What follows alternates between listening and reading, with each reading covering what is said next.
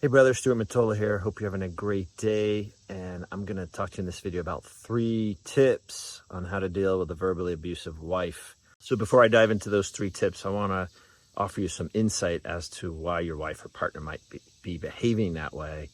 On the top level is something called unmet needs. Judgments, resentments are typically what's underneath or what's being projected with verbal abuse. Judgments and resentments. And underneath judgments and resentments are unmet needs. Now, it's not your job to spin out, what are her unmet needs, etc. Now, of course, you can get a headline or a sense of that just based on your own intelligence and your experience in your relationship. But just knowing that there's unmet needs allows you to have more compassion and empathy and a little bit take it less personally. Okay. Because at the end of the day, bro, it's her job to advocate for her needs. And ideally, she does it in a responsible and mature way. And verbal abuse is neither of those.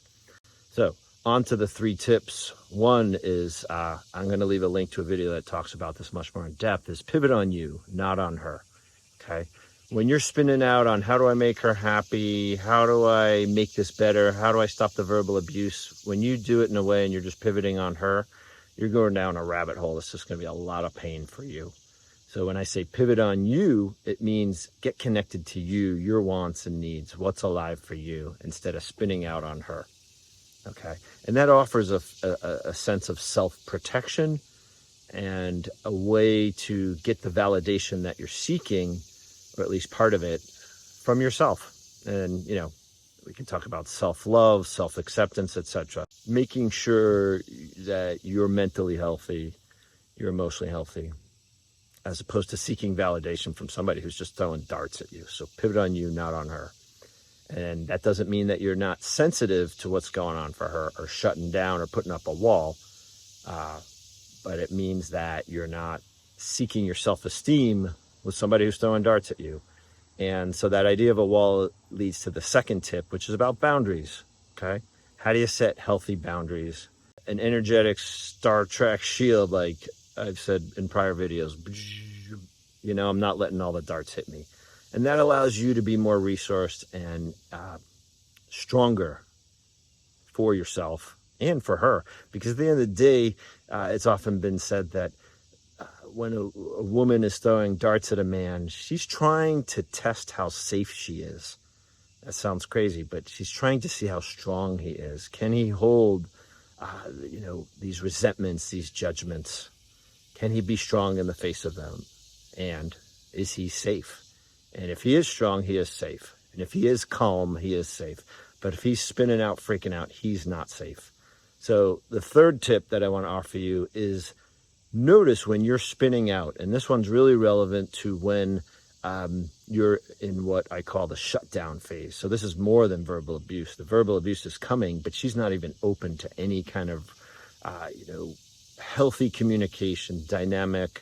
She's in the shutdown phase. So in that shutdown phase, a guy can often be spinning. How do I make it better? How do I get her to, communicate with me? How do I get her to open up? And nothing he does makes it any better. It just makes it worse and worse and worse. So the tip I have here is notice when you're spinning out in your head, okay? Because spinning out your head is usually driven by fear. And we do this thing where we fill space in when fear is present. And it's ultimately fear of the unknown, because when she's completely shut down, create a complete wall, towards you, that's a scary place. That's a really uncertain place. So what do? We go into fear, we spin out in the thoughts. So the simple practice here is it's classic meditation, but I like to make it really palatable for a man. You set a timer for 3 minutes on your phone. On the inhale, you're saying connect, and you're connecting with the energy that's alive in you. And on the exhale, it's release, let go, dissolve. Choose your words, whichever resonate for you. And what you're doing here is the practice of letting go of the mental insanity, which are essentially just fillers, and allowing yourself to cultivate just being in the empty space of the unknown. And again, I like to say 3 minutes, because that's really achievable. And if you're getting success there, do another 3 minutes. So again, brother, 3 tips here. 1, pivot on yourself. 2, boundaries, and I'll leave links to videos for both of those below. And the 3rd is finding ways to work with that crazy mind when you feel your mind spinning. So, and I will also leave a link below to an upcoming course that would be of great service to you. It's a 6-week online training that will help you when you get hooked, activated, or triggered with your wife or partner, and you want to find a way to be more solid in yourself. So thanks so much for watching, brother. I hope this was helpful, and have a kick-ass day. Bye.